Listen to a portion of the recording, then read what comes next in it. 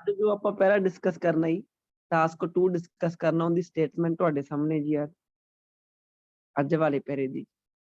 ਹਾਂਜੀ, ਤਾਂ ਇਹਨੂੰ ਮੈਂ ਥੋੜਾ ਕੱਟ ਕਰ ਲੈਣਾ ਤਾਂ ਕਿ ਤੁਹਾਨੂੰ ਪਤਾ ਲੱਗ ਜੀ ਕੀ ਕਹਿੰਦੇ ਜੀ। ਆ ਤੁਹਾਡੇ ਸਾਹਮਣੇ ਹੈ ਜੀ ਪੈਰਾ।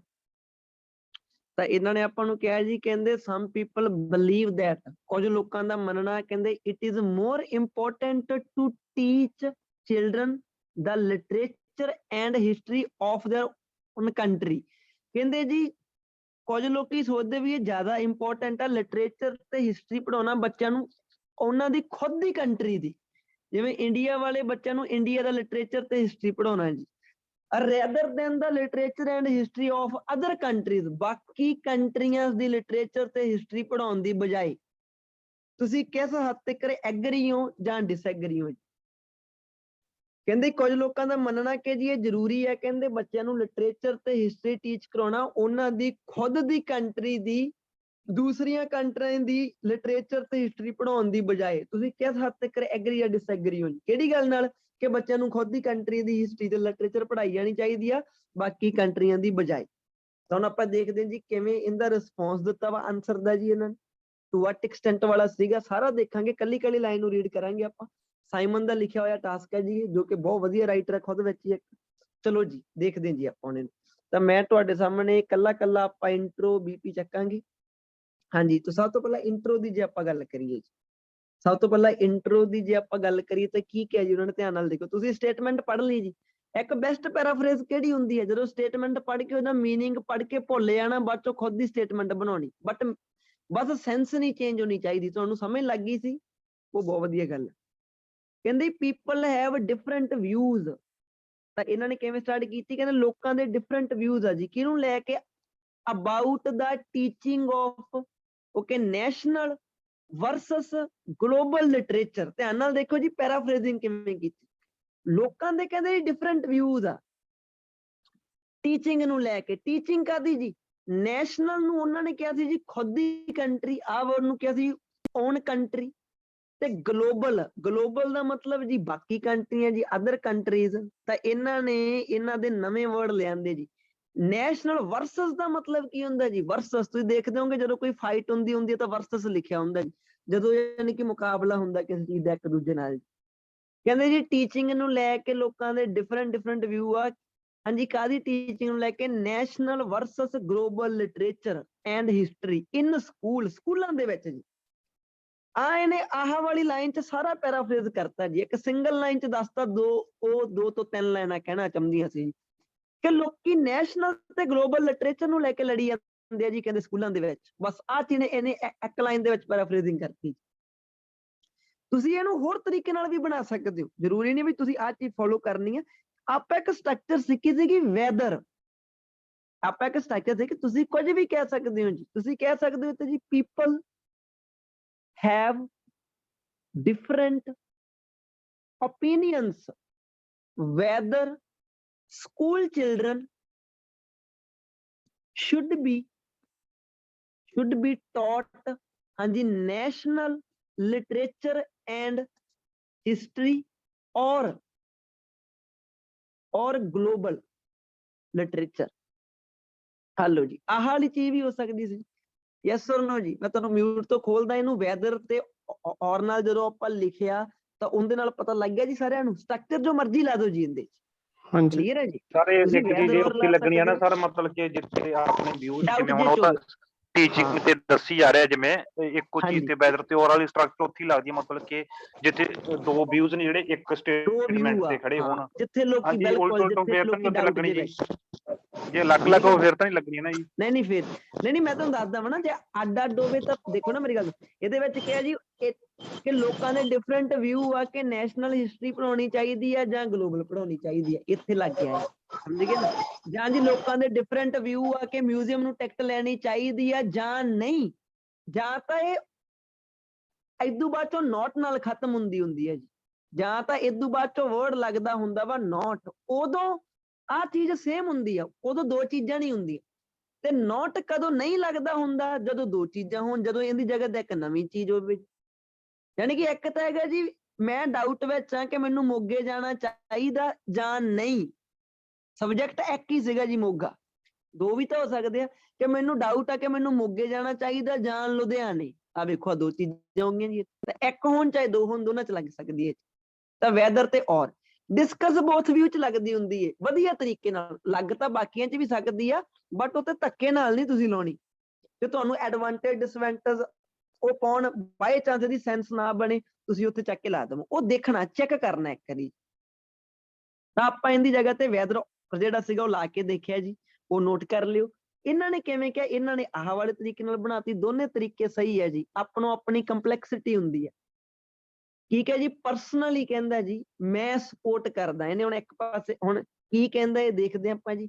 ਮੈਂ ਕਹਿੰਦੇ ਸਪੋਰਟ ਕਰਦਾ, ਹਾਂਜੀ ਕਿਹੜੀ ਥੋਟ ਨੂੰ ਸਪੋਰਟ ਕਰਦਾ, children should study first and foremost the great books and historical event of their own country। ਕਹਿੰਦਾ ਜੀ ਮੈਂ ਪਰਸਨਲੀ ਇਹ ਬਲੀਵ ਕਰਦਾ ਵਾਂ ਕਿ ਬੱਚਿਆਂ ਨੂੰ ਸਭ ਤੋਂ ਪਹਿਲਾਂ ਫਸਟ ਐਂਡ ਫੋਰਮੋਸਟ ਬੱਚਿਆਂ ਨੂੰ ਸਭ ਤੋਂ ਪਹਿਲਾਂ ਸਟੱਡੀ ਕਰਨੀਆਂ ਚਾਹੀਦੀਆਂ ਗ੍ਰੇਟ ਬੁੱਕਸ ਕਿਹਦੀਆਂ, ਆਪਣੀ ਖੁਦ ਦੀ ਕੰਟਰੀ ਦੀਆਂ। ਇਹਦੇ ਕਹਿਣ ਦਾ ਮਤਲਬ ਬਾਅਦ ਚੋਂ ਭਾਵੇਂ ਦੂਜੀਆਂ ਵੀ ਪੜ੍ਹ ਲੈਣ ਜੀ, ਯਾਨੀ ਕਿ ਪਹਿਲੇ ਨੰਬਰ ਤੇ ਉਹਨਾਂ ਦੀ ਪ੍ਰਾਇੋਰਟੀ ਹੋਣੀ ਚਾਹੀਦੀ ਹੈ। ਧਿਆਨ ਨਾਲ ਦੇਖਿਓ ਜੀ, ਉਹਨਾਂ ਨੇ ਇਹਦੇ ਤੋਂ ਪੁੱਛਿਆ ਸੀਗਾ ਲੋਕਾਂ ਦੇ ਡਿਫਰੈਂਟ ਵਿਊ ਆ, ਨੈਸ਼ਨਲ ਹਿਸਟਰੀ ਪੜ੍ਹਾਈ ਜਾਵੇ ਜਾਂ ਜਾਣੀ ਕਿ ਇੰਟਰਨੈਸ਼ਨਲ। ਆਪਣੀ ਸਟੇਟਮੈਂਟ ਸੀਗੀ ਕਿ ਲੋਕੀ ਕਈ ਏਦਾਂ ਲੱਗਦਾ ਲੋਕਾਂ ਨੂੰ ਕਿ ਨੈਸ਼ਨਲ ਹਿਸਟਰੀ ਪੜ੍ਹਾਈ ਜਾਣੀ ਚਾਹੀਦੀ ਹੈ, ਕਿਹਦੀ ਬਜਾਏ ਜਾਣੀ ਕਿ ਜਿਹੜੀ ਇੰਟਰਨੈਸ਼ਨਲ ਹਿਸਟਰੀ ਆ। ਤੁਸੀਂ ਕਿਸ ਹੱਦ ਤੱਕ ਐਗਰੀ ਹੋ ਜੀ?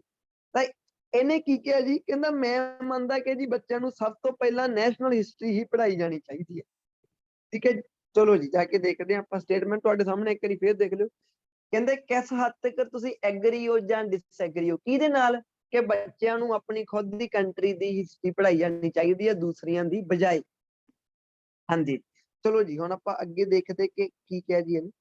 ਓਕੇ, ਤਾਂ BP1 ਆਪਾਂ ਲੈ ਕੇ ਆਉਂਦੇ। ਹੁਣ ਇਹਨੇ ਕੀ ਕਿਹਾ ਵਾ, ਇਹਨੇ ਹੁਣ ਕਿਹਾ ਕਿ ਜੀ ਬੱਚਿਆਂ ਨੂੰ ਉਹਨਾਂ ਦੀ ਖੁਦ ਦੀ ਹਿਸਟਰੀ ਪੜ੍ਹਾਈ ਜਾਣੀ ਚਾਹੀਦੀ, ਜਾਣੀ ਕਿ ਐਗਰੀ ਹੋਇਆ ਇਹ ਜੋ ਇਹ ਚੀਜ਼ ਦੇ ਨਾਲ। ਚਲੋ ਜਾ ਕੇ ਦੇਖਦੇ ਹਾਂ ਜੀ ਆਪਾਂ ਐਗਰੀ ਹੋਇਆ ਤਾਂ ਜਾ ਕੇ ਦੇਖਦੇ ਆਪਾਂ। ਮੈਂ ਤੁਹਾਡੇ ਸਾਹਮਣੇ ਇੱਕ ਪਿਕਚਰ ਸ਼ੋ ਕਰਦਾ ਜੀ, ਚਲੋ ਉਹਦੇ ਚ ਕਰ ਲੈਂਦੇ, ਬਟ ਆਪਣੀ ਨਿਗਾਹ ਸਿਰਫ BP1 ਤੇ ਰੱਖਿਓ ਜੀ। ਹਾਂਜੀ ਕੀ ਕਹਿੰਦੇ ਜੀ, ਧਿਆਨ ਨਾਲ ਦੇਖਿਓ। ਤਾਂ ਇਹਨਾਂ ਨੇ ਆਪਾਂ ਨੂੰ ਕਿਹਾ ਜੀ ਹੁਣ देयर आर सेवरल रीजंस, ਕਹਿੰਦਾ ਜੀ ਕਾਫੀ ਜ਼ਿਆਦਾ ਰੀਜ਼ਨ ਆ। ਹੁਣ ਇਹਨੇ ਫੇਰ ਸਟੇਟ ਕਰਤਾ ਮੈਂ ਕਿਹੜੀ ਸਾਈਡ ਆ ਜੀ, ਕਹਿੰਦੇ ਕਾਫੀ ਜ਼ਿਆਦਾ ਰੀਜ਼ਨ ਆ ਵਾਈ ਆਈ ਬਲੀਵ, ਵੀ ਮੈਂ ਕਿਉਂ ਬਲੀਵ ਕਰਦਾ ਕਿ school should focus on teaching national literature, ਵੀ ਨੈਸ਼ਨਲ ਲਿਟਰੇਚਰ ਤੇ ਉਹਨਾਂ ਨੂੰ ਕਿਉਂ ਫੋਕਸ ਕਰਨਾ ਚਾਹੀਦਾ ਐਂਡ ਹਿਸਟਰੀ ਤੇ। ਹੁਣ ਫਸਟਲੀ ਜੀ ਪਹਿਲਾ ਰੀਜ਼ਨ ਇਹਦਾ ਕੀ ਆ, ਕਹਿੰਦੇ ਚਿਲਡਰਨ ਇੰਜੋਏ ਲਰਨਿੰਗ। ਆਪਣੀ ਗੱਲ ਹੋਈ ਸੀ ਅੱਜ ਤੋਂ 3-4 ਦਿਨ ਪਹਿਲਾਂ, ਜਦੋਂ ਮੈਂ ਤੁਹਾਨੂੰ ਕਿਹਾ ਸੀ ਜਿਹੜਾ ਇੰਜੋਏ ਇੱਕ ਏਦਾਂ ਦੀ ਵਰਬ ਆ ਜਿਸ ਤੋਂ ਬਾਅਦ ਚੋਂ ਜੀਰੰਡ ਫਾਰਮ ਫੋਲੋ ਹੁੰਦੀ ਆ, ING ਲੱਗਦੀ ਆ। ਤੁਹਾਡੇ ਸਾਹਮਣੇ ਰੂਲ ਰਿਪੀਟ ਵੀ ਹੋ ਗਿਆ ਜੀ। ਕਹਿੰਦੇ ਜੀ ਫਸਟਲੀ ਕਹਿੰਦੇ ਚਿਲਡਰਨ ਇੰਜੋਏ ਕਰਦੇ ਆ ਕੀ, ਲਰਨਿੰਗ ਅਬਾਊਟ, ਕਾਹਦੇ ਬਾਰੇ, ਵੇਅਰ ਦੇ ਲਿਵ, ਜਿੱਥੇ ਉਹ ਰਹਿੰਦੇ ਆ ਜੀ। ਇਹਨੇ ਇੱਕ ਨਿੱਕੀ ਜੀ ਵਿੱਚ ਰਿਲੇਟਿਵ ਕਲੌਜ਼ ਲਾਈ ਆ। ਤੁਸੀਂ ਕੀ ਕਹਿਣਾ ਸੀ ਇੱਥੇ, ਤੁਸੀਂ ਕਹਿਣਾ ਸੀ enjoy learning about their own country, ਤਾਂ ਇਹਦੀ ਜਗ੍ਹਾ ਤੇ ਇਹਨੇ ਵਿੱਚ ਰਿਲੇਟਿਵ ਕਲੌਜ਼ ਪਾਤੀ ਨਿੱਕੀ ਜੀ, ਵੇਅਰ ਦੇ ਲਿਵ, ਜਿੱਥੇ ਉਹ ਰਹਿੰਦੇ ਆ। ਨਾਲ ਹੁਣ ਇੱਕ ਕੰਪਾਊਂਡ ਸੈਂਟੈਂਸ ਹੈ ਜੀ, and by studying the ideas, ਜਿਹੜੀਆਂ ਇਹ ਥੌਟਸ ਸਟੱਡੀ ਕਰਨ ਦੇ ਨਾਲ ਕਹਿੰਦੇ ਜੀ ਕਲਚਰ ਤੇ ਹਿਸਟਰੀ ਜਿਹੜੀ ਉਹਨਾਂ ਦੀ ਖੁਦ ਦੀ ਕੰਟਰੀ ਦਾ ਵਾ। ਹਾਂਜੀ ਕਹਿੰਦੇ ਕੀ ਇੰਜੋਏ ਕਰਦੇ ਆ ਜੀ, ਉਹ ਇੰਜੋਏ ਕਰਦੇ ਆ ਵੇਅਰ ਦੇ ਲਿਵ, ਜਿੱਥੇ ਉਹ ਰਹਿੰਦੇ ਆ ਜੀ ਉਹ ਚੀਜ਼ ਇੰਜੋਏ ਕਰਦੇ ਆ। ਐਂਡ ਕਹਿੰਦੇ ਸਟੱਡੀ ਕਰਨ ਦੇ ਨਾਲ ਥੌਟਸ ਜਾਂ ਕਲਚਰ ਜਾਂ ਹਿਸਟਰੀ ਆਪਣੀ ਕੰਟਰੀ ਦੇ ਬਾਰੇ, ਦੇ ਬਿਗਿਨ ਟੂ, ਇੱਥੇ ਵੀ ਕੋਮਾ ਲੱਗਣਾ, ਨਿੱਕੀ ਜੀ ਪੰਕਚੁਏਸ਼ਨ ਮਿਸਟੇਕ ਕੀਤੀ ਹੈ ਜੀ ਇਹਨਾਂ ਨੇ, ਇੱਥੇ ਵੀ ਕੋਮਾ ਲੱਗਣਾ ਸੀਗਾ ਜੀ, ਇੱਥੇ ਜੀ ਨਵਾਂ ਸਬਜੈਕਟ ਸ਼ੁਰੂ ਹੋਣ ਤੋਂ ਪਹਿਲਾਂ ਜੀ। ਠੀਕ ਹੈ ਜੀ, ਕਹਿੰਦੇ ਬਾਏ ਸਟੱਡਿੰਗ ਦਾ ਥੌਟਸ ਹੋ ਗਿਆ ਜੀ, ਕਲਚਰ ਹੋ ਗਿਆ, ਹਿਸਟਰੀ ਹੋ ਗਿਆ, ਆਪਣੀ ਕੰਟਰੀ ਦੇ ਬਾਰੇ, ਦੇ ਬਿਗਨ ਟੂ ਡਿਵੈਲਪ, ਉਹ ਸ਼ੁਰੂ ਕਰਦੇ ਜੀ ਡਿਵੈਲਪ ਕਰਨਾ ਕੀ ਜੀ, ਸੈਂਸ ਆਫ ਆਈਡੈਂਟਿਟੀ। ਉਹਨਾਂ ਨੂੰ ਆਈਡੈਂਟਿਟੀ ਦੀ ਸੈਂਸ ਡਿਵੈਲਪ ਹੋਣੀ ਸ਼ੁਰੂ ਹੋ ਜਾਂਦੀ ਹੈ ਜੀ। ਕਹਿੰਦਾ ਮੇਰਾ ਪਹਿਲਾ ਰੀਜ਼ਨ, ਮੈਂ ਜੀ ਇਹ ਚੀਜ਼ ਨਾਲ ਐਗਰੀ ਹੈ ਕਿ ਉਹਨਾਂ ਨੂੰ ਖੁਦ ਦੀ ਕੰਟਰੀ ਦੀ ਹਿਸਟਰੀ ਪੜਾਉਣੀ ਚਾਹੀਦੀ ਆ। ਪਹਿਲਾ ਰੀਜ਼ਨ ਕੀ ਹੈ ਜੀ, ਕਹਿੰਦੇ ਜਿੱਥੇ ਬੱਚੇ ਰਹਿੰਦੇ ਆ ਉਹ ਆਪਣੀ ਕੰਟਰੀ ਦੀ ਹਿਸਟਰੀ ਪੜ੍ਹਨੀ ਜਾਣੀ ਕਿ ਇੰਜੋਏ ਕਰਦੇ ਆ ਜੀ। ਤੇ ਨਾਲ ਨਾਲ ਕਹਿੰਦੇ ਜਦੋਂ ਥੌਟਸ ਕਲਚਰ ਹਿਸਟਰੀ ਆਪਣੀ ਕੰਟਰੀ ਦੀ ਹਾਂਜੀ ਪੜ੍ਹਦੇ ਆ ਤਾਂ ਉਹ ਇੱਕ ਜਾਣੀ ਕਿ ਉਹ ਯਾਨੀ ਕਿ ਸੈਂਸ ਆਫ ਆਈਡੈਂਟਿਟੀ ਨੂੰ ਡਿਵੈਲਪ ਕਰਨਾ ਸ਼ੁਰੂ ਕਰ ਦਿੰਦੇ ਆ ਜੀ। ਤੇ ਸੇਮ ਟਾਈਮ ਉਹ ਕਹਿੰਦੇ ਆ ਕਨੈਕਟਰ ਦੇਖੋ ਜੀ ਇਹਨਾਂ ਨੇ ਕਿਵੇਂ ਜੋੜਿਆ, ਇਹਨਾਂ ਨੇ ਯਾਨੀ ਕਿ ਆਹ ਵਾਲੀ ਚੀਜ਼ ਜਿਹੜੀ ਉੱਪਰ ਹੈਪਨ ਹੋਈ ਆ, ਇਹਦੇ ਸੇਮ ਟਾਈਮ ਇੱਕ ਹੋਰ ਚੀਜ਼ ਹੈਪਨ ਹੁੰਦੀ ਹੈ। ਕਹਿੰਦੇ ਸੇਮ ਟਾਈਮ ਦਿਸ ਅਪਰੋਚ, ਇਹ ਜਿਹੜੀ ਅਪਰੋਚ, ਕਿਹੜੀ ਅਪਰੋਚ ਜਿਹੜੀ ਉੱਪਰ ਦੱਸ ਕੇ ਆਏ ਜੀ, ਯਾਨੀ ਕਿ ਕੋਹਰੈਂਸ ਡਿਵੈਲਪ ਕਰ ਰਿਹਾ ਵਾ। ਆ ਦਿਸ ਜਿਹੜਾ ਵਰਡ ਲਾਇਆ ਵਾ, ਦਿਸ ਅਪਰੋਚ ਦਾ ਮਤਲਬ ਜਿਹੜੀ ਉੱਪਰ ਦਿੱਤੀ ਹੋਈ ਅਪਰੋਚ ਹੈ। ਏਦਾਂ ਦੀਆਂ ਚੀਜ਼ਾਂ ਨੂੰ ਫੋਲੋ ਕਰਿਆ ਕਰੋ ਰਾਈਟਿੰਗ ਦੇ ਵਿੱਚ ਜੀ। ਦਿਸ ਅਪਰੋਚ ਇਜ਼ ਅਪੀਲਿੰਗ ਟੂ, ਯਾਨੀ ਕਿ ਪੇਰੈਂਟਸ ਲਈ ਵੀ ਅਪੀਲਿੰਗ ਹੈ ਜੀ। ਕਹਿੰਦੇ who studied the same books and historical events and can therefore help their children with the school work। ਕਹਿੰਦੇ ਜੀ ਸੇਮ ਟਾਈਮ ਜਿਹੜੀ ਇਹ ਚੀਜ਼ ਆ, ਇਹ ਕਿੰਨਾ ਲਈ ਵੀ ਵਧੀਆ ਵਾ, ਪੇਰੈਂਟਸ ਦੇ ਲਈ ਜਿਹੜੇ ਕਿ ਕਹਿੰਦੇ ਸੇਮ ਬੁੱਕਸ ਨੂੰ ਸਟੱਡੀ ਕਰਦੇ ਆ, ਹਿਸਟੋਰੀਕਲ ਇਵੈਂਟਸ ਜਿਹੜੇ ਹੈਗੇ ਆ ਉਹਨਾਂ ਨੂੰ, ਤੇ ਉਹ ਆਪਣੇ ਬੱਚਿਆਂ ਦੀ ਸਕੂਲ ਵਰਕ ਦੇ ਵਿੱਚ ਵੀ ਹੈਲਪ ਕਰ ਸਕਦੇ। ਇਹਨਾਂ ਦੇ ਕਹਿਣ ਦਾ ਮਤਲਬ ਕਿਤੇ ਨਾ ਕਿਤੇ ਜੀ ਕਿ ਜੇ ਆਪਾਂ ਬੱਚੇ ਨੂੰ ਕੰਟਰੀ ਦੇ ਬਾਰੇ ਕੁਝ ਨਾ ਕੁਝ ਪੜ੍ਹਾਉਂਦੇ ਆ, ਕੰਟਰੀ ਦੀਆਂ ਹੀ ਉਹਨੂੰ ਹਿਸਟਰੀ ਆ, ਤਾਂ ਪੇਰੈਂਟਸ ਵੀ ਕਿਤੇ ਨਾ ਕਿਤੇ ਉਹ ਚੀਜ਼ ਦੇ ਥੋੜੇ ਮੋਟੇ ਜਾਣੂ ਆ ਤੇ ਆਪਣੇ ਬੱਚਿਆਂ ਦੀ ਹੈਲਪ ਵੀ ਕਰ ਸਕਦੇ ਆ।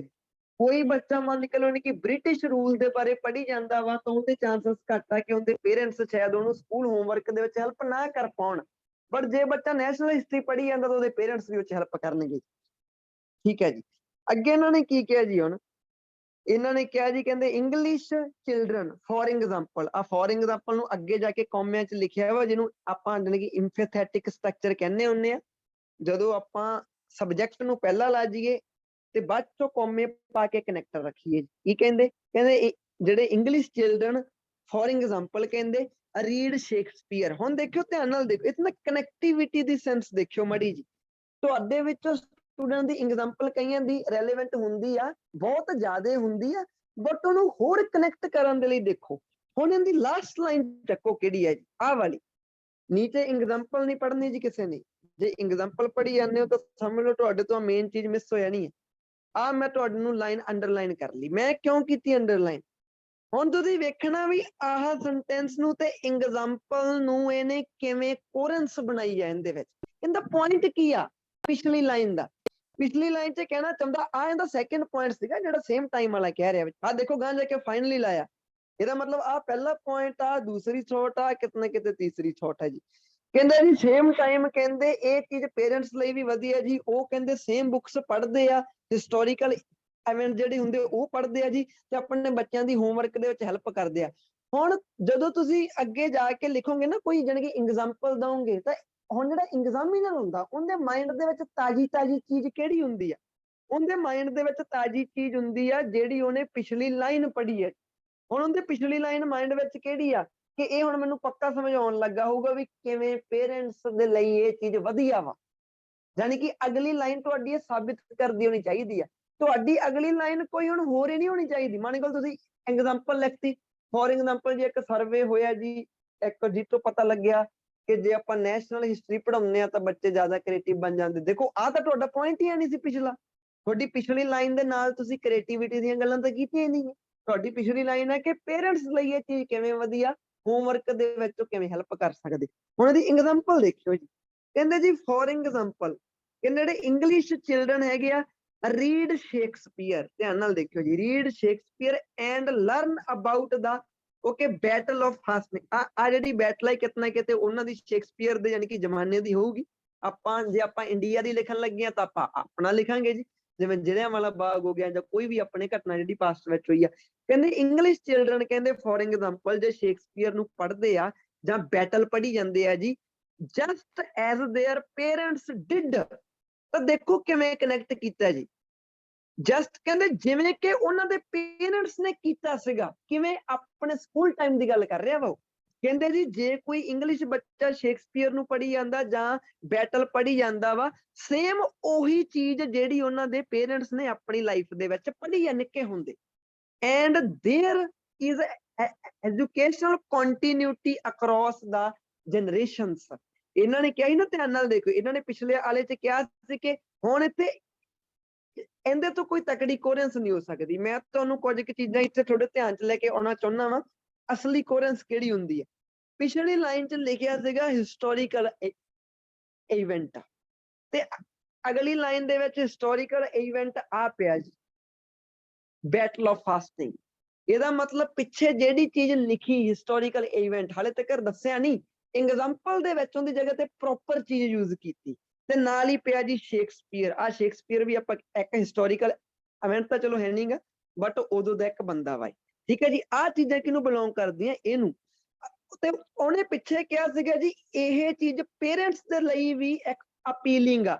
ਇਹ ਕਿਵੇਂ ਸਾਬਿਤ ਕੀਤਾ, ਇਹ ਅੱਗੇ ਜਾ ਕੇ ਆ ਲਿਖਿਆ ਪਿਆ, ਕਿਉਂਕਿ ਇਹ ਉਹਨਾਂ ਦੇ ਪੇਰੈਂਟਸ ਨੇ ਵੀ ਤਾਂ ਬੁੱਕਸ ਪੜ੍ਹੀਆਂ ਵਾ ਜੀ ਖੁਦ ਦੇ ਟਾਈਮ ਦੇ ਲਈ। ਤੇ ਅੱਗੇ ਜਾ ਕੇ ਉਹਨਾਂ ਨੇ ਕੀ ਕਿਹਾ ਸੀ ਵੀ ਇਹ ਚੀਜ਼ ਹੈਲਪ ਕਰੂਗੀ ਜੀ। ਤੇ ਇਹਨੂੰ ਕਿਵੇਂ ਕਿਹਾ, ਇਹਦੇ ਨਾਲ ਕਹਿੰਦੇ ਜੀ ਐਜੂਕੇਸ਼ਨਲ ਕੰਟੀਨਿਊਟੀ ਬਣ ਜੂਗੀ ਜੀ, ਇੱਕ ਦੂਜੇ ਨਾਲ ਜੁੜ ਜਾਣਗੇ।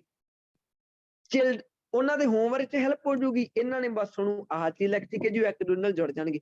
ਤਾਂ ਦੇਖੋ ਕਿਵੇਂ ਪਿੱਛੇ ਵਾਲੇ ਲਿਖੇ ਹੋਏ ਜਿਹੜੇ ਵਰਡ ਆ ਉਹਨਾਂ ਨੂੰ ਐਗਜ਼ਾਮਪਲ ਦੇ ਵਿੱਚ ਉਹਨੂੰ ਦਿਮਾਗ ਲਾ ਕੇ ਕਨਵਰਟ ਕੀਤਾ ਵਾ। ਮੈਂ ਤੁਹਾਨੂੰ ਮਿਊਟ ਤੋਂ ਖੋਲਦਾ ਵਾਂ, ਤੁਹਾਨੂੰ ਪਤਾ ਲੱਗਿਆ ਕਿ ਐਗਜ਼ਾਮਪਲ ਤੇ ਪੁਆਇੰਟ ਦੇ ਵਿੱਚ ਕਿਵੇਂ ਕੰਟੀਨਿਊਟੀ ਬਣਾਈ ਹੈ ਜੀ। ਮੈਨੂੰ ਯੈਸ ਔਰ ਨੋ ਦੱਸਿਓ ਜੀ। ਹਾਂਜੀ ਹਾਂਜੀ ਸਰ। ਜਦੋਂ ਤੁਸੀਂ ਇੱਕ ਰਾਈਟਿੰਗ ਪੜ੍ਹਦੇ ਹੋ ਨਾ, ਰਾਈਟਿੰਗ ਨੂੰ ਆਹ ਵਾਲੇ ਤਰੀਕੇ ਨਾਲ ਪੜ੍ਹਿਆ ਜਾਂਦਾ ਕਿ ਮੈਂ ਇਹ ਸਿੱਖਣਾ ਚਾਹੁੰਦਾ ਕਿ ਰਾਈਟਿੰਗ, ਇਹ ਰਾਈਟਰ ਦਾ ਕੋਰੈਂਸ ਲੈਵਲ ਕਿੰਨਾ ਕੁ। ਜਦੋਂ ਤੁਸੀਂ ਕੋਈ ਰਾਈਟਿੰਗ ਘਰੇ ਪੜ੍ਹ ਰਹੇ ਹੋ ਤਾਂ ਏਦਾਂ ਨਹੀਂ ਕਿ 5 ਮਿੰਟਾਂ ਦੇ ਵਿੱਚ ਬਸ ਐਸੇ ਨੂੰ ਪੜ੍ਹਤਾ, ਬਸ ਤੁਸੀਂ ਕੀ ਦੇਖਿਆ ਹੁੰਦੇ, ਤੁਸੀਂ ਤਾਂ ਸਿਰਫ ਆਹ ਚੀਜ਼ਾਂ ਦੇਖੀਆਂ ਨਾ ਕਿ ਬੰਨੇ ਬਟ ਲਾਇਆ, ਪਿਓ ਲਾਇਆ ਪਿਆ, ਵੈਦਰ ਲਾਤਾ, ਡਿਸਪਾਈਟ ਲਾਤਾ। ਨਹੀਂ ਜੀ, ਉਹ GRA ਦੇ ਅਕੋਰਡਿੰਗ ਪੜ੍ਹਨਾ ਹੁੰਦਾ ਵਾ। ਮੈਂ ਤੁਹਾਨੂੰ ਇੱਕ ਦਿਨ ਕਿਹਾ ਸੀ ਵੀ ਕੋਈ ਵੀ ਐਸੇ ਆ ਉਹ ਕਮ ਸੇ ਕਮ 3 ਤਰੀਕਿਆਂ ਨਾਲ ਪੜ੍ਹਿਆ ਜਾਂਦਾ ਹੁੰਦਾ ਜੀ। ਪਹਿਲਾ ਤਰੀਕਾ ਉਹਦੇ ਵਿੱਚ ਹੋ ਗਿਆ ਟਾਸਕ ਰਿਸਪੌਂਸ ਤੇ ਕੋਰੈਂਸ ਦੇ ਉਹ ਕਹਿਣ ਕਿ ਪਰਸਪੈਕਟਿਵ ਤੋਂ ਪੜ੍ਹਨਾ। ਜਿਵੇਂ ਹੁਣ ਆਪਾਂ ਕੋਰੈਂਸ ਮਿਲਾ ਰਹੇ ਹਾਂ BP, ਕਿਵੇਂ ਸੈਂਟੈਂਸ ਕਨੈਕਟ ਕੀਤੇ ਇੱਕ ਦੂਜੇ ਦੇ ਨਾਲ। ਸੈਕਿੰਡ ਟਾਈਮ ਜੇ ਮੈਂ ਪੈਰਾ ਪੜ੍ਹਨਾ ਹੋਵੇ ਤਾਂ ਮੈਂ GRA ਦੇਖੂੰਗਾ, ਉਦੋਂ ਮੇਰਾ ਧਿਆਨ ਸਿਰਫ GRA ਤੇ ਹੋਊਗਾ ਬਈ ਕੰਪਾਊਂਡ ਸੈਂਟੈਂਸ ਵੀ ਯੂਜ਼ ਕੀਤਾ, ਡਿਸਪਾਈਟ ਲਾਇਆ ਜਾਂ ਕੰਪਲੈਕਸ ਵੀ ਕੀਤਾ ਜਾਂ ਵੌਇਸ ਲਾਇਆ, ਜੀਰੰਡ ਫਾਰਮੇਸ਼ਨ ਆ, ਕਿਵੇਂ ਸੈਂਟੈਂਸ ਨੂੰ ਕੰਟਰੋਲ ਕੀਤਾ ਵਾ, ਕਿੱਦਾਂ ਪੰਕਚੁਏਸ਼ਨ ਕਿੱਥੇ ਕੀਤੀ ਆ, ਉਹ ਪਰਸਪੈਕਟਿਵ ਆ GRA ਦਾ ਸਿਰਫ।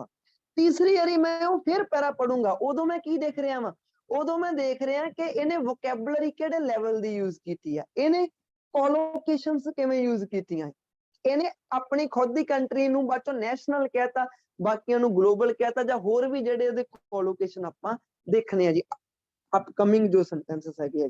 ਸਾਰਿਆਂ ਨੂੰ ਕਲੀਅਰ ਹੈ ਜੀ। ਕੋਈ ਵੀ ਐਸੇ ਆ ਉਹ ਕਮ ਸੇ ਕਮ 3 ਵਾਰ ਤੇ 3 ਪਰਸਪੈਕਟਿਵ ਤੋਂ ਪੜ੍ਹਿਆ ਜਾਂਦਾ ਹੁੰਦਾ ਜੀ। ਯੈਸ ਔਰ ਨੋ ਜੀ, ਕਲੀਅਰ ਹੈ ਜੀ? ਹਾਂਜੀ ਕਲੀਅਰ ਹੈ ਜੀ। ਹਾਂਜੀ, ਅੱਗੇ ਚੱਲਦੇ ਸੀ ਹੁਣ ਆਪਾਂ ਤਾਂ ਦੇਖਦੇ ਜਾ ਕੇ ਇਹਨੇ ਹੋਰ ਕਿੰਨਾ ਕੀਤਾ ਜੀ। ਓਕੇ ਜੀ, ਤਾਂ ਹੁਣ ਇਹ ਫਾਈਨਲੀ ਆ ਗਿਆ ਜੀ, ਕਹਿੰਦਾ ਫਾਈਨਲੀ ਕਹਿੰਦਾ ਜੀ ਓਕੇ, ਤਾਂ ਇਹਨੇ ਅੱਗੇ ਇੱਕ ਵਰਡ ਯੂਜ਼ ਕੀਤਾ ਜੀ। ਹਾਂਜੀ, ਕਹਿੰਦੇ ਜੀ ਫਾਈਨਲੀ ਓਕੇ ਜੀ, ਕਹਿੰਦੇ ਜਿਹੜਾ ਇੰਫੇਸਿਸ ਆ, ਦੇਖੋ ਆਪਾਂ ਜਿਹੜਾ ਇੰਫੇਸਿਸ ਵਰਡ ਨੂੰ ਜ਼ਿਆਦਾਤਰ ਯੂਜ਼ ਕਰਦੇ ਹੁੰਦੇ ਆ ਵਰਬ ਦੇ ਤੌਰ ਤੇ, ਉਦੋਂ ਆਪਾਂ ਨੂੰ ਇੰਫੇਸਾਈਜ਼ ਕਹਿੰਦੇ ਹੁੰਦੇ ਆ। ਇਹਦਾ ਇੱਕ ਨਾਉਨ ਵੀ ਹੁੰਦਾ ਜੀ, ਨਾਉਨ ਇਹਨੇ ਕੀ ਲੈਣਗੇ ਇੰਫੇਸਿਸ। ਮੈਨੂੰ ਕਿਉਂ ਪਤਾ ਲੱਗਿਆ ਨਾਉਨ ਆ, ਕਿਉਂਕਿ ਮੂਹਰੇ ਇਹਦੇ ਆਰਟੀਕਲ ਰੱਖੇ ਪਏ ਆ ਜੀ, ਇਹ ਨਾਉਨ ਦੇ ਮੂਹਰੇ ਰੱਖੇ ਜਾਂਦੇ ਹੁੰਦੇ। ਸੋ ਕਹਿੰਦੇ ਫਾਈਨਲੀ ਜ਼ੋਰ ਕਹਿੰਦਾ ਜਿਹੜਾ ਨੈਸ਼ਨਲ ਲਿਟਰੇਚਰ ਦੇ ਉੱਪਰ ਆ। ਧਿਆਨ ਨਾਲ ਦੇਖਿਓ ਨਾ ਮੀਨਿੰਗ ਕੀ ਮਾਰਿਆ, ਜ਼ੋਰ, ਇਹਦਾ ਮਤਲਬ ਹੁੰਦਾ ਜ਼ੋਰ ਦੇਣਾ, ਫੋਕਸ ਕਰਨਾ।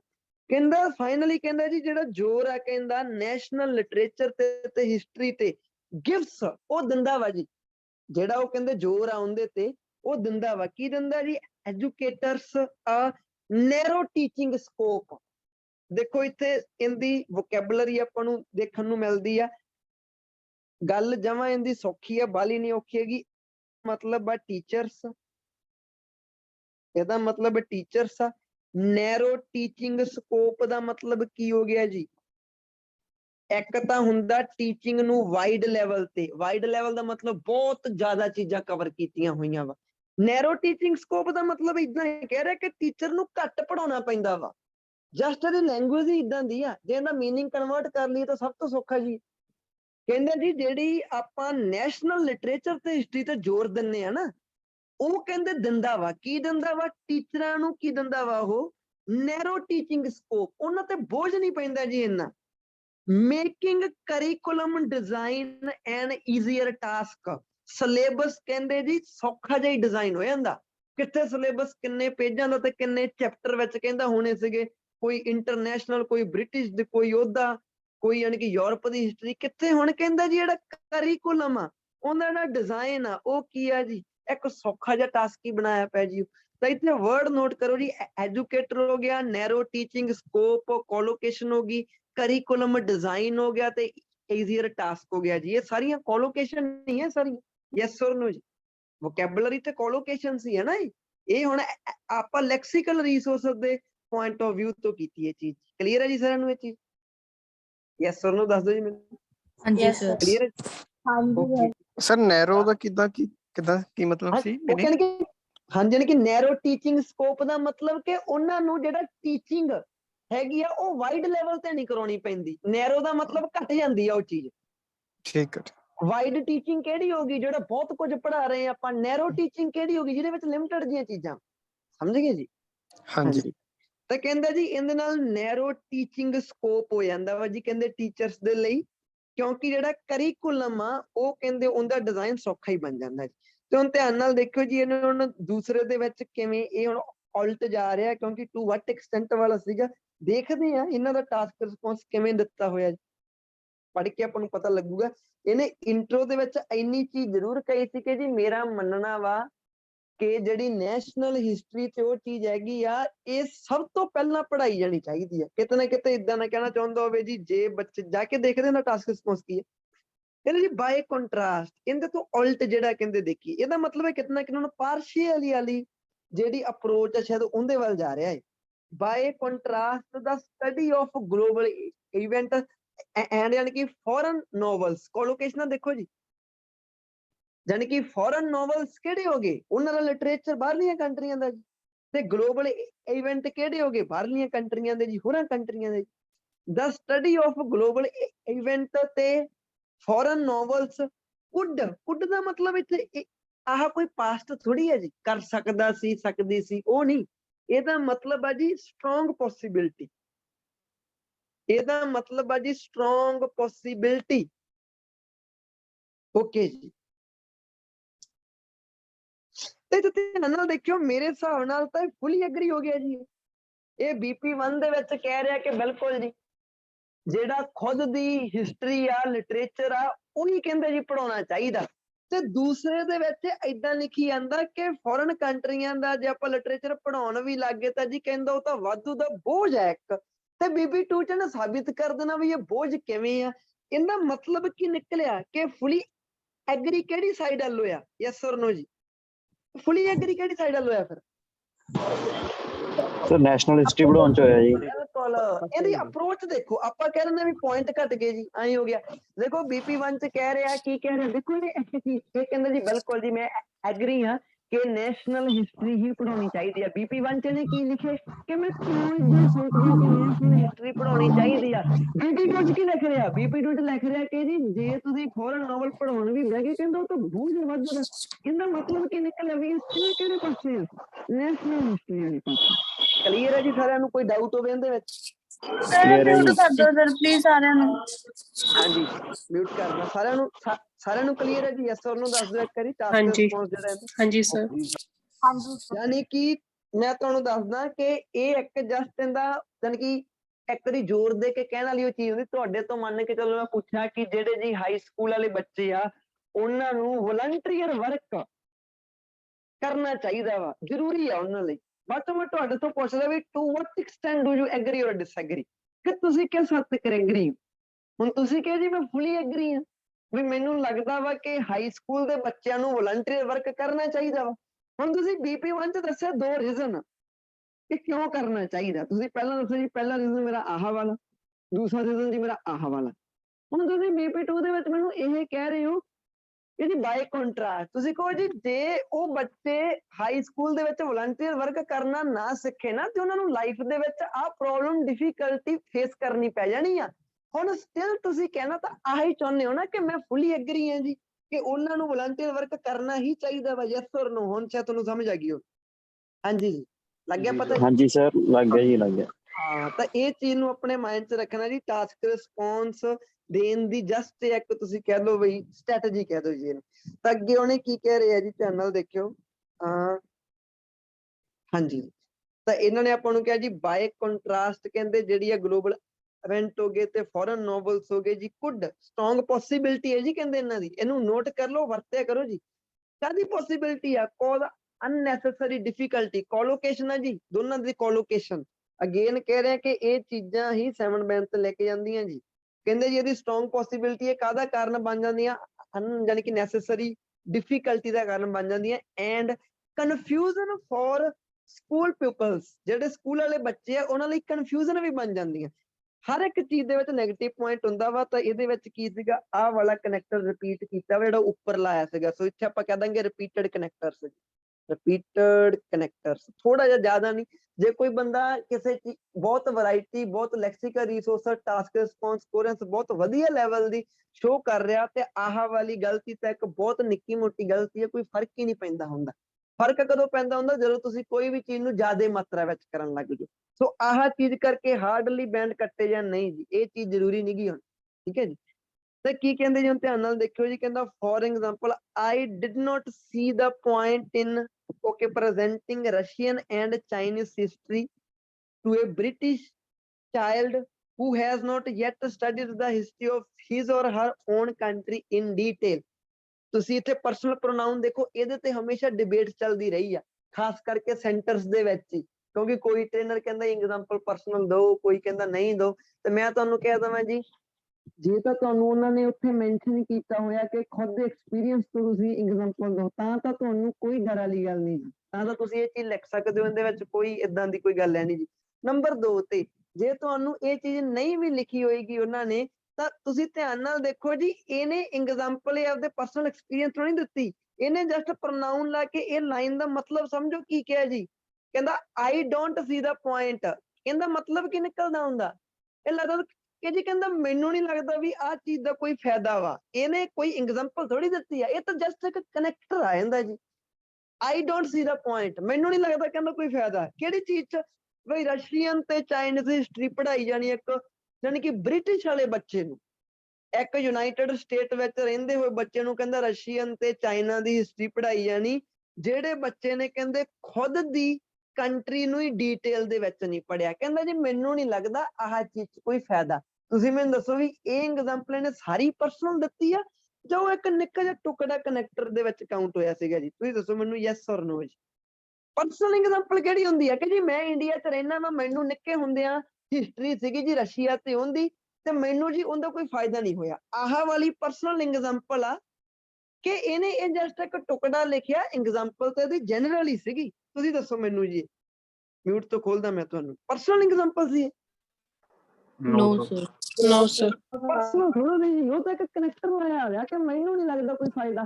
ਪਰਸਨਲ ਐਗਜ਼ਾਮਪਲ ਕਿਹੜੀ ਹੁੰਦੀ ਆ? ਜਿਹੜੇ ਉਹਦੇ ਵਿੱਚ ਹੋਏ ਵੇ ਐਕਸ਼ਨ ਜਿਹੜੇ ਹੁੰਦੇ ਆ ਉਹ ਤੁਹਾਡੇ ਨਾਲ ਹੱਡ ਬੀਤੀ ਹੋਵੇ, ਜੇ ਤੁਸੀਂ ਕਹਿਣ ਲੱਗ ਜਾਂਦੇ ਕਿ ਜੀ ਮੇਰੇ ਪ੍ਰਾਇਮਰੀ ਸਕੂਲ ਦੇ ਵਿੱਚ ਮੈਂ ਬਿਲੋਂਗ ਕਰਦਾ ਇੰਡੀਆ ਨੂੰ, ਤੇ ਮੈਨੂੰ ਚੱਕ ਕੇ ਬ੍ਰਿਟਿਸ਼ ਤੇ ਚਾਈਨੀਜ਼ ਹਿਸਟਰੀ ਉਹ ਪੜ੍ਹਾਈ ਗਈ ਜਿਹਦਾ ਅੱਗੇ ਮੈਨੂੰ ਕੋਈ ਫਾਇਦਾ ਨਹੀਂ ਹੋਇਆ। ਆਹ ਵਾਲੀ ਸਾਰੀ ਪਰਸਨਲ ਐਗਜ਼ਾਮਪਲ ਆ, ਲੱਗ ਗਿਆ ਪਤਾ ਜੀ ਸਾਰਿਆਂ ਨੂੰ? ਤਾਂ ਵੈਸੇ ਵੀ ਰਾਈਟਿੰਗ ਇੱਕ ਹਾਂਜੀ sir. ਫਰੀडम ਹੁੰਦੀ ਹੈ, ਇਦਾਂ ਦਾ ਕੋਈ ਟੁਕੜਾ ਲਿਖਣ ਦੇ ਨਾਲ ਕੋਈ ਇਦਾਂ ਦਾ ਫਰਕ ਨਹੀਂ ਪੈਂਦਾ ਜੀ, ਕੋਈ ਵੀ ਫਰਕ ਨਹੀਂ ਪੈਂਦਾ ਜੀ। ਹਾਂਜੀ ਜੀ, ਅੱਗੇ ਚੱਲਦੇ ਹੁਣ ਕੀ ਕਿਹਾ ਜੀ, ਕਹਿੰਦਾ ਜੀ ਮੈਨੂੰ ਨਹੀਂ ਲੱਗਦਾ ਕੋਈ ਫਾਇਦਾ ਵਾ, ਕਿਹੜੀ ਚੀਜ਼ 'ਚ? ਆ ਜਿਹੜੀ ਇਹਦੀ ਗਾਂ ਚੀਜ਼ ਲਿਖੀ ਵੀ, ਇੱਕ ਬ੍ਰਿਟਿਸ਼ ਵਾਲੇ ਚਾਈਲਡ ਨੂੰ ਰਸ਼ੀਅਨ ਤੇ ਚਾਈਨੀਜ਼ ਹਿਸਟਰੀ ਪੜ੍ਹਾਈ ਆ ਨਹੀਂ ਜੀ, ਜਿਹੜਾ ਕਿ ਖੁਦ ਦੀ ਹਜੇ ਕੰਟਰੀ ਨੂੰ ਹੀ ਡੀਟੇਲ ਦੇ ਵਿੱਚ ਨਹੀਂ ਪੜ੍ਹਿਆ ਜੀ ਨੇ। ਅੱਗੇ ਕੀ ਕਹਿੰਦਾ ਜੀ, ਕਹਿੰਦਾ ਸ਼ੋਰਲੀ, ਧਿਆਨ ਨਾਲ ਦੇਖੋ ਕਨੈਕਟਰ ਤੇ ਨਿਗਾਹ ਰੱਖੋ ਜੀ, ਵਿੱਚ ਵਿੱਚ ਬਹੁਤ ਨੈਚੁਰਲ ਕਨੈਕਟਰ ਆ ਇਹਦੇ, ਬਹੁਤ ਜ਼ਿਆਦਾ natural connector. Surely the child would be more able to comprehend historical event that took place in London than those that happened in Moscow and Beijing। ਹੁਣ ਦੇਖੋ ਇੱਥੇ ਵੀ ਇੱਕ ਪਾਵਰ ਆਫ ਕਨੈਕਟੀਵਿਟੀ ਬਹੁਤ ਤਕੜੇ ਲੈਵਲ ਦੀ ਹੈ ਜੀ, ਕਿਉਂਕਿ ਹੁਣ ਪੱਕਾ ਭਾਵੇਂ ਮੈਨੂੰ ਪਤਾ ਨਹੀਂਗਾ, ਬਟ ਮੈਂ ਇਹ ਮੇਕ ਸ਼ੋਰ ਸ਼ਾਇਦ ਤੁਹਾਨੂੰ ਪਤਾ ਹੋਵੇ, ਮੈਨੂੰ ਹੁਣ ਪੱਕਾ ਯਕੀਨ ਆ ਕਿ ਰਸ਼ੀਅਨ ਦਾ ਲੈਣਾ ਦੇਣਾ ਕੋਈ ਨਾ ਕੋਈ ਮਾਸਕੋ ਨਾਲ ਹੋਊਗਾ ਜੀ, ਤੇ ਚਾਈਨਾ ਦਾ ਲੈਣਾ ਦੇਣਾ ਪੱਕਾ ਹੁਣ ਬੀਜ਼ਿੰਗ ਦੇ ਨਾਲ ਹੋਊਗਾ, ਕਿਉਂਕਿ ਇਹਨੇ ਇੱਕ ਤਰ੍ਹਾਂ ਦੀ ਕਨੈਕਟੀਵਿਟੀ, ਤੇ ਬ੍ਰਿਟਿਸ਼ ਚਾਈਲਡ ਦਾ ਇਹਨੇ ਗਾਂ ਦੀਆਂ ਲੰਡਨ ਦੇ ਨਾਲ ਲੈਣਾ ਦੇਣਾ ਬਣਾਤਾ ਜੀ। ਯੈਸ ਔਰ ਨੋ ਜੀ? ਸਹੀ ਕਹਿ ਰਿਹਾ ਜੀ ਮੈਂ? ਏਦਾਂ ਹੀ ਹੋਇਆ ਜੀ? ਜੀ ਸਰ। ਹਾਂਜੀ sir. ਹਾਂਜੀ sir. ਬਿਲਕੁਲ, ਜਿਹੜੀ ਬੀਜ਼ਿੰਗ ਆ ਮੈਨੂੰ ਲੱਗਦਾ ਚਾਈਨਾ ਦੀ ਰਾਜਧਾਨੀ ਹੈ ਨਾ, ਕੈਪੀਟਲ ਆ ਉਹ। ਹਾਂਜੀ ਤੇ sir. ਹਾਂਜੀ sir. ਮਾਸਕੋ ਕੋਈ ਯੂਰਪ ਦੀ ਜਾਂ ਤਾਂ ਕੋਈ ਸਿਟੀ ਹੋਊਗੀ ਜਾਂ ਸ਼ਾਇਦ ਉਹਦੀ ਰਾਜਧਾਨੀ ਹੋਊ, ਰਸ਼ੀਆ ਦੀ ਅੱਛਾ ਰਸ਼ੀਆ ਦੀ, ਹਾਂ ਰਸ਼ੀਆ ਦੀ, ਬਿਲਕੁਲ ਜੀ। ਹੁਣ ਧਿਆਨ ਨਾਲ ਦੇਖਿਓ ਜੀ ਕੀ ਕਿਹਾ, ਪਿਛਲੀ ਮਾੜੀ ਜੀ ਜੇ ਕਨੈਕਟੀਵਿਟੀ ਜੋੜ ਕੇ ਦੇਖੋ ਤਾਂ ਦੇਖਿਓ ਕੀ ਕਿਹਾ ਸੀ ਉਹਨਾਂ ਨੇ। ਕਹਿੰਦੇ ਮੈਨੂੰ ਨਹੀਂ ਲੱਗਦਾ ਕਿ ਰਸ਼ੀਆ ਤੇ ਚਾਈਨਾ ਦੀ ਹਿਸਟਰੀ ਜੇ ਆਪਾਂ ਇੱਕ ਬ੍ਰਿਟਿਸ਼ ਵਾਲੇ ਬੱਚੇ ਨੂੰ ਪੜ੍ਹਾਈ ਜਾਈਏ ਕੋਈ ਫਾਇਦਾ ਵਾ, ਜਿਹਨੇ ਖੁਦ ਦੀ ਕੰਟਰੀ ਨੂੰ ਹੀ ਡੀਟੇਲ 'ਚ ਨਹੀਂ ਪੜ੍ਹਿਆ, ਚਲੋ ਇਹ ਫੋਰ ਐਗਜ਼ਾਮਪਲ ਨਹੀਂ ਸੀ, ਵੈਸੇ ਇਹ ਅੱਗੇ ਵਾਲੀ ਥੋਟ ਹੈ ਇਹਦੀ। ਕਹਿੰਦੇ ਜੀ ਸ਼ੋਰਲੀ, ਕਹਿੰਦੇ ਜੀ ਪੱਕਾ ਯਕੀਨ ਹੈ the child would be more able to comprehend historical event that took place in London। ਕਹਿੰਦੇ ਜੀ ਪੱਕਾ ਯਕੀਨ ਆ ਬੱਚਾ ਜ਼ਿਆਦਾ ਕਿੰਨਾਂ ਨੂੰ ਸਮਝੂਗਾ। ਕੰਪਰੀਹੈਂਡ ਦਾ ਮੀਨਿੰਗ ਨੋਟ ਕਰ ਲਓ, ਸਮਝਣਾ, ਅੰਡਰਸਟੈਂਡ ਕਰਨਾ। ਕਹਿੰਦਾ ਜੀ ਇਹ ਗੱਲ ਤਾਂ ਸ਼ੋਰਲੀ ਹੈ ਨਾ ਕਿ ਬੱਚਾ ਕਿਹੜਾ ਬ੍ਰਿਟਿਸ਼ ਚਾਈਲਡ ਹੈ ਜੀ। ਹੁਣ ਇੱਥੇ ਸਭ ਤੋਂ ਵੱਡੀ ਚੀਜ਼ ਆਉਂਦੀ ਜੀ ਇੱਥੇ, ਜੋ ਕਿ ਇੱਕ ਨਿੱਕੀ ਜਿਹੀ ਚੀਜ਼ ਆ ਬਟ ਐਗਜ਼ਾਮੀਨਰ ਨੂੰ ਇਹ ਬਹੁਤ ਸਟਰੋਂਗ ਲੱਗ ਸਕਦੀ ਹੈ ਜੀ। ਇੱਥੇ ਇਹਨਾਂ ਨੇ ਕਿਹਾ ਵੀ ਇੱਕ ਜਾਨੀ ਕਿ ਬ੍ਰਿਟਿਸ਼ ਦਾ ਬੱਚਾ, ਇੱਕ ਬ੍ਰਿਟਿਸ਼ ਬੱਚਾ ਜਿਹੜਾ ਆ ਬੱਚਾ ਕੋਈ ਵੀ ਹੋ ਸਕਦਾ ਜੀ। ਤੇ ਗਾਂ ਜਾ ਕੇ ਇਹਨਾਂ ਨੇ ਉਸੇ ਨੂੰ ਹੀ ਦਾ ਚਾਈਲਡ ਕਿਹਾ। ਇਹਦਾ ਮਤਲਬ ਤੁਹਾਨੂੰ ਨਹੀਂ ਲੱਗਦਾ ਕਿ ਉਸੇ ਬ੍ਰਿਟਿਸ਼ ਚਾਈਲਡ ਨੂੰ ਹੀ ਇਹ ਦਾ ਚਾਈਲਡ ਕਹਿ ਰਿਹਾ, ਜਾਨੀ ਕਿ ਨੈਕਸਟ ਸੈਂਟੈਂਸ ਵਿੱਚ ਬੱਚਾ ਕੋਈ ਹੋਰ ਨਹੀਂਗਾ, ਬੱਚਾ ਉਹੀ ਹੀ ਹੈ ਜਿਹੜਾ ਬ੍ਰਿਟਿਸ਼ ਚਾਈਲਡ ਸੀਗਾ ਪਿਛਲੀ ਲਾਈਨ ਦੇ ਵਿੱਚ। ਯੈਸ ਔਰ ਨੋ ਜੀ, ਤੁਹਾਨੂੰ ਦਿਖੀ ਹੈ ਸਾਰਿਆਂ ਨੂੰ ਚੀਜ਼?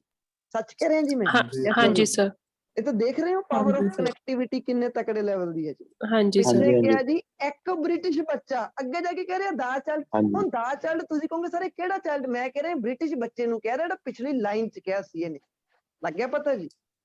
ਹਾਂਜੀ ਸਰ। ਇਹ ਨਿੱਕੀ ਜਿਹੀ ਚੀਜ਼ ਮਾਇਨੇ ਰੱਖਦੀ ਆ ਜਦੋਂ ਆਪਾਂ ਰਾਈਟਿੰਗ ਨੂੰ ਥੋੜਾ ਜਿਹਾ ਜ਼ਿਆਦਾ ਸਮਝਣਾ ਸ਼ੁਰੂ ਕਰ ਦਿੰਦੇ ਆ ਜੀ। ਵੈਸੇ ਵੀ ਇੰਟਰਸਟਿੰਗ ਚੀਜ਼ਾਂ ਹੁੰਦੀਆਂ ਮੇਰੇ ਹਿਸਾਬ ਨਾਲ। ਇਹ 'ਚ ਕੋਈ ਜੇ ਬੋਰ ਹੋ ਕੇ ਪੜੋਗੇ ਤਾਂ ਤੁਹਾਨੂੰ ਪਤਾ ਕਿ ਬੋਰ ਹੋ ਕੇ ਨਹੀਂ ਇਹ ਚੀਜ਼ਾਂ ਹੋ ਸਕਦੀਆਂ। ਇੱਕ ਨਿੱਕੀ ਜਿਹੀ ਚੀਜ਼ ਸੀਗੀ ਜੀ, ਛੋਟੀ ਜਿਹੀ ਚੀਜ਼ ਇੱਕ ਤੁਹਾਨੂੰ ਵੈਸੇ ਰੀਡਿੰਗ ਦੇ ਵਿੱਚ ਪਤਾ ਲੱਗ ਸਕਦਾ। ਰੀਡਿੰਗ ਦੇ ਵਿੱਚ ਦਾ ਕੰਟਰੀ ਲਿਖਿਆ ਪਿਆ ਹੋਵੇ, ਪਿਛਲੇ ਸੈਂਟੈਂਸ ਵਿੱਚ ਜਿਹੜੀ ਕੰਟਰੀ ਹੈ ਸਮਝ ਲਓ ਉਹ ਹੈ ਜੀ, ਕਿਉਂਕਿ ਉਹਦੇ ਮੂਹਰੇ ਉਹਨਾਂ ਨੇ ਇੱਕ ਹੁਣ ਉਹਨੂੰ ਡੈਫੀਨੇਟਿਵ ਆਰਟੀਕਲ ਜਿਹੜਾ ਹੁੰਦਾ ਉਹ ਕਦੋਂ ਲੱਗਦਾ ਹੁੰਦਾ ਵਾ, ਜਦੋਂ ਕੋਈ ਪਿੱਛੇ ਚੀਜ਼ ਪਹਿਲਾਂ ਇੰਟਰੋਡਿਊਸ ਕਰਵਾਤੀ ਹੋਵੇ ਆਪਾਂ ਉਹ। ਤੇ ਹੋਣਾ ਯਾਨੀ ਕਿ ਬ੍ਰਿਟਿਸ਼ ਬੱਚਾ ਹੀ ਆ, ਜਿਹਨੂੰ ਕਹਿੰਦੇ ਲੰਡਨ ਦੇ ਜਿਹੜੇ ਹੈਗੇ ਆ ਹਿਸਟੋਰੀਕਲ ਇਵੈਂਟ, ਉਹਨਾਂ ਨੂੰ ਜ਼ਿਆਦਾ ਸਮਝੂਗਾ ਕਿਹਨਾਂ ਨਾਲੋਂ, ਰੈਦਰ ਦੈਨ ਕਹਿੰਦੇ ਜਿਹੜੇ ਮਾਸਕੋ ਤੇ ਬੀਜ਼ਿੰਗ ਦੇ ਵਿੱਚ ਹੋਏ ਆ, ਯਾਨੀ ਕਿ ਰਸ਼ੀਅਨ ਤੇ ਆ ਚਾਈਨਾ ਦੇ ਵਿੱਚ ਹੋਏ ਆ ਜੀ। ਤਾਂ ਇੱਥੇ ਇਹਨੂੰ ਕੋਰੈਂਸ ਦੇ ਮਾਮਲੇ ਵਿੱਚ ਕਹੀਏ ਤਾਂ ਕਮ ਸੇ ਕਮ 7.5 ਜਾਂ 8 ਬੈਂਡ ਵਾਲੀ ਕੋਰੈਂਸ ਆ।